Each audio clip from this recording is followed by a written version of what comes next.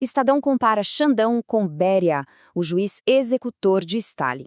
Até que ponto a justificativa de defender as instituições pode acabar cruzando limites perigosos, né? Limites que, segundo a análise de hoje, podem alterar a essência do nosso próprio sistema democrático. E olha, para quem gosta de fundo nessas questões, já aproveite e inscreva-se no nosso canal, assim a gente garante que mais conteúdos assim continuem chegando até aqui. Bom, hoje o nosso foco é uma alegação bem contundente. A ideia de que o Supremo Tribunal Federal estaria atuando num estado de exceção permanente. Tudo sob o pretexto de salvar a democracia. Vamos entender juntos como o material original constrói toda essa narrativa. O primeiro ponto que eles trazem é justamente o conceito de o estado de exceção. A fonte já começa preparando o terreno e fazendo um contraste muito importante. De um lado, a gente tem a democracia real, onde a lei impera sobre as pessoas, certo? Ninguém está acima da lei. Do outro lado, o que o editorial enxerga como um autoritarismo disfarçado. A tese deles é que, no momento em que agentes do Estado dizem que precisam agir acima da lei com a justificativa de proteger a própria lei ou a democracia, a gente tem uma violação direta desse princípio, ou seja, configura-se um estado de exceção. E isso nos leva à tese central do texto analisado: investigar, acusar, julgar e executar. Tudo concentrado. A fonte argumenta que o devido processo legal está sendo engolido por um sistema onde uma única corte faz tudo isso ao mesmo tempo, sem aqueles freios e contrapesos essenciais, sabe?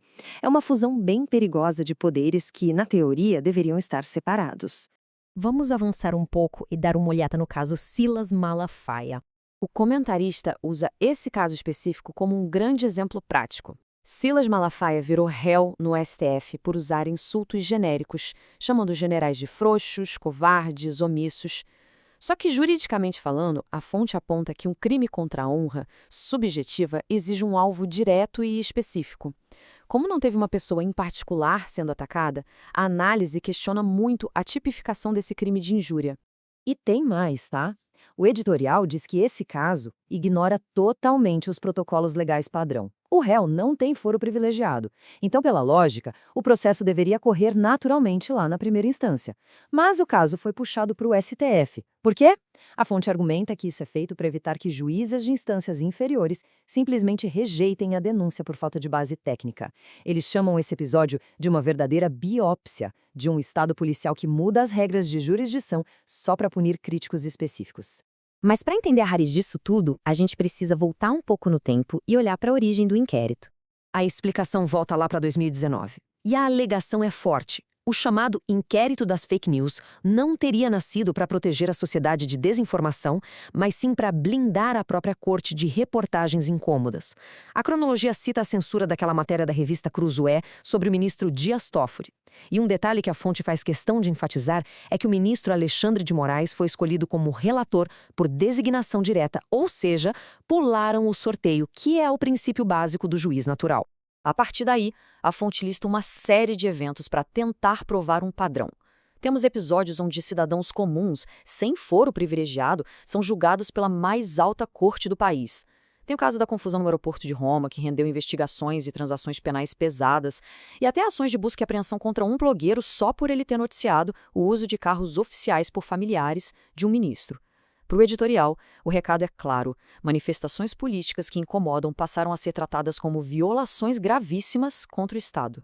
O que nos leva diretamente ao conceito que o editorial batizou de justiça à la carte. A ideia aqui é que a lei estaria sendo aplicada de forma totalmente seletiva.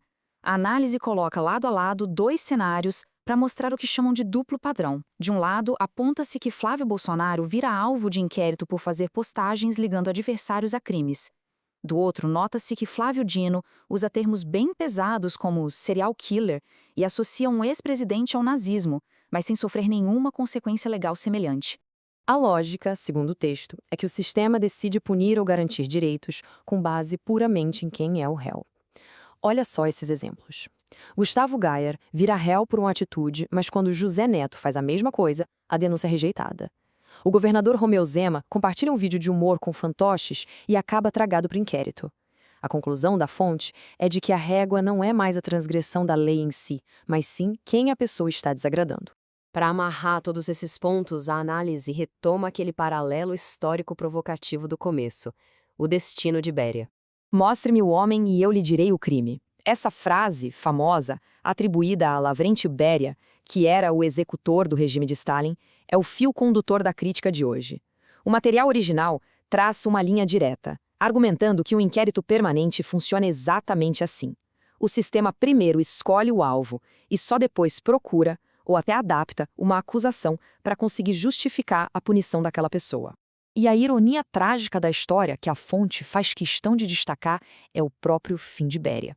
Ele acabou sendo condenado e executado exatamente pelo mesmíssimo sistema de tribunais de exceção que ele ajudou a criar e operar. O comentarista usa esse fato como um grande alerta, sabe? Um lembrete de que um poder sem limites que passa por cima do devido processo legal, no fim das contas, acaba consumindo até mesmo quem o exerce. Cria um ciclo onde ninguém está seguro. O que deixa a gente com uma última reflexão bem profunda e crítica, tirada direto das alegações de hoje.